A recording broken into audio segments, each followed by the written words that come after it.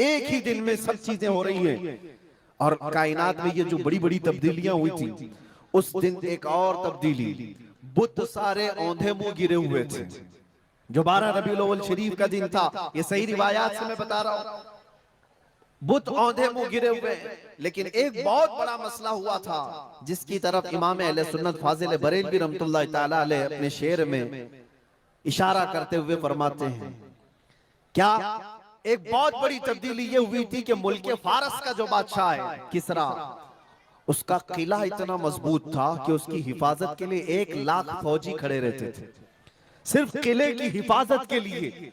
और वो किला इतना मजबूत कि उनका दावा था, उनका चैलेंज था कि इसको कोई तोड़ नहीं सकता, इसको मिटा नहीं सकता।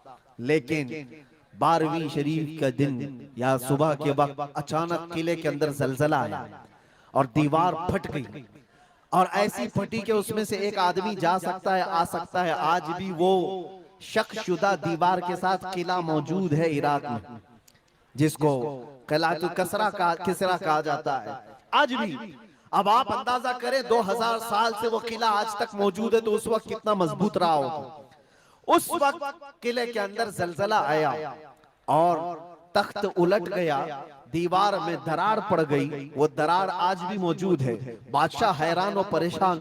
दूसरे दिन सारे नजूमियों को बुलाया गया और पूछा गया कि ये क्या माजरा है कि इतना मजबूत किला कैसे ये टूट गया, या इसकी दीवार में शगाफ कैसे आ गई है। तो सारे नजूमियों ने अपने इल्म के मुताबिक जो नतीजा निकाला, बादशाह से कहा, दर हकीकत ये जलजला आम जलजला नहीं है, ये तेरी दीवार का टूट जाना ये आम सी बात नहीं है। हमारा इल्म ये बता रहा है कि इस रुए जमीन पर अल्लाह का कोई नबी पैदा हुआ है जो तेरी सल्तनत को खत्म करने वाला है।